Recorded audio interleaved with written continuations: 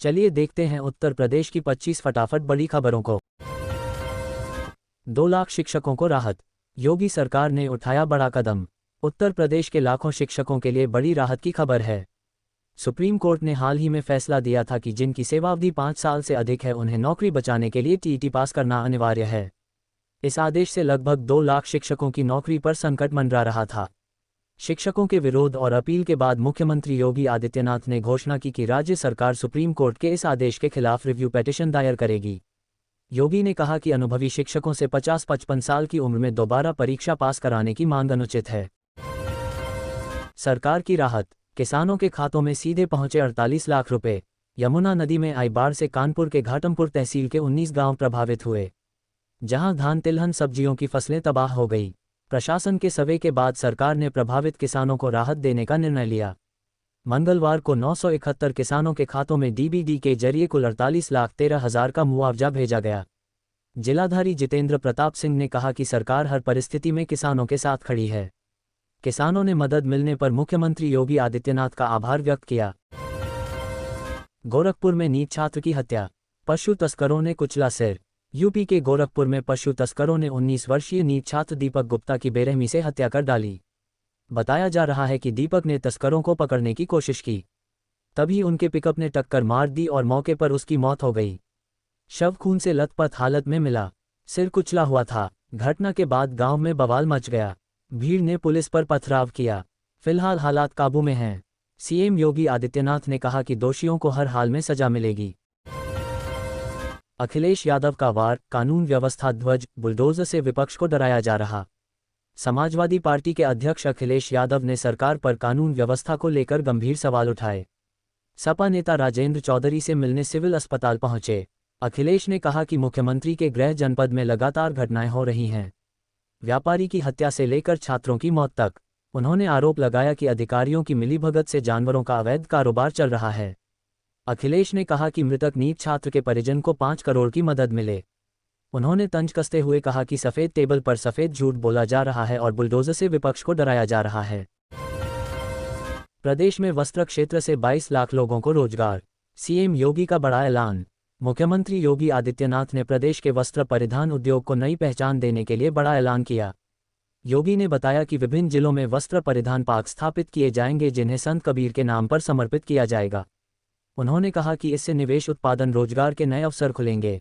वर्तमान में प्रदेश के वस्त्र क्षेत्र से $2 लाख लोग जुड़े हैं और वित्त वर्ष 2023-24 में $3.5 अरब का निर्यात हुआ। योगी ने कहा कि यह योजना यूपी को वैश्विक वस्त्र मानचित्र पर मजबूत पहचान दिलाएगी। किसानों पर खाद संकट की मार, गरीबों को सस्ती थाली और भंडारण योजना से उपज होगी सुरक्षित। उत्तर प्रदेश के झांसी में खाद संकट गहराता जा रहा है। किसान रात भर लाइन में लगते हैं लेकिन डीएपी खाद न मिलने से खाली हाथ लौट रहे हैं। इस बीच सरकार ने गरीब और मजदूर वर्ग के लिए राहत दी।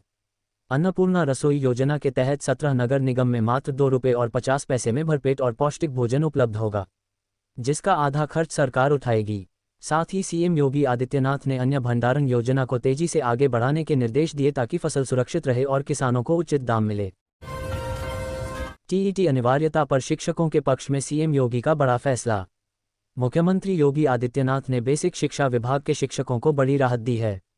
सुप्रीम कोर्ट के आदेश के बाद टीईटी की अनिवार्यता को लेकर सीएम योगी ने रिवीजन दाखिल करने का निर्देश दिया।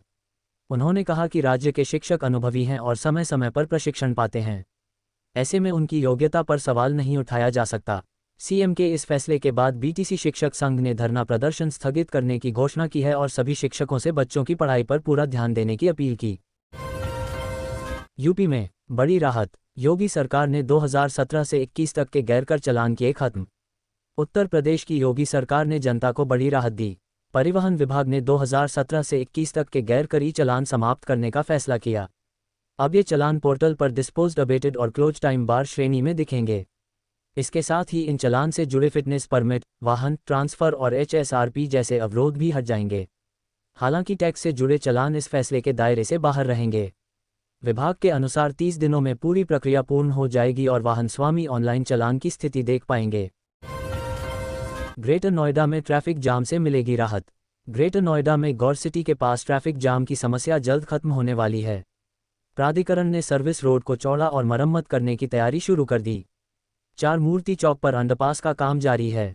वहीं तगड़ी गोलचक्कर से जुड़ी सर्विस रोड को 5.5 मीटर से बढ़ाकर 10.5 मीटर तक किया जाएगा। साथ ही पुलिया को भी चौड़ा करने का काम शुरू हो गया है। CON रवि कुमार के निर्देश पर परियोजना विभाग ने इस पर तेजी से काम शुरू कर दिया, जिससे लोगों को बड़ी राहत मिलेगी।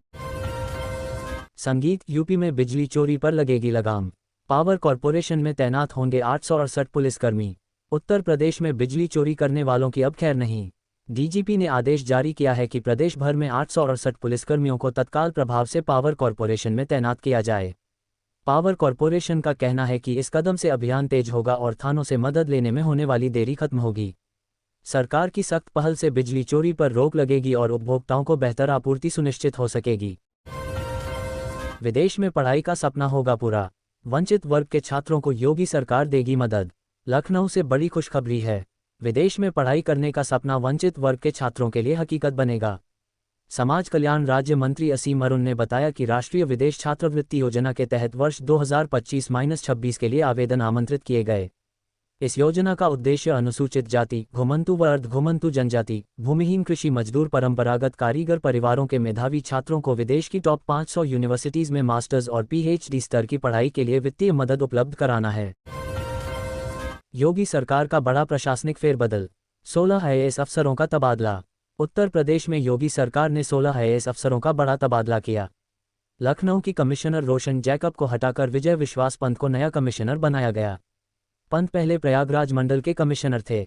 वहीं रोशन जैकब को सचिव खाद्य और औषधि प्रशासन की जिम्मेदारी दी गई। साथ ही उन्हें आयुक्त खाद्य औषधि का अतिरिक्त प्रभार भी सौंपा गया। इसके अलावा रंजन कुमार को प्रमुख सचिव खाद्य औषधि विभाग से हटाया।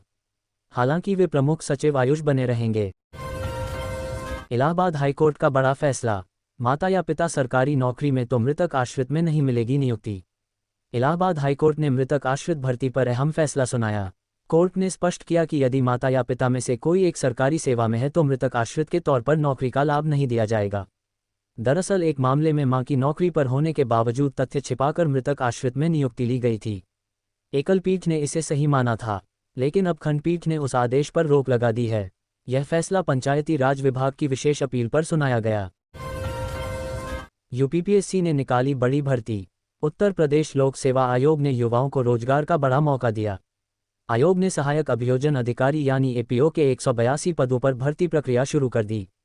ऑनलाइन आवेदन की अंतिम तिथि 16 अक्टूबर तय की गई, जबकि शुल्क जमा करने और आवेदन में सुधार की अंतिम तिथि 24 अक्टूबर होगी। इससे पहले 2022 में APO भर्ती आई थी। इस बार प्रारंभिक और मुख्य परीक्षा के पाठ्यक्रम में संशोधन किया जा रहा है। अभ्यर्थियों से समय पर आवेदन करने की अपील की गई।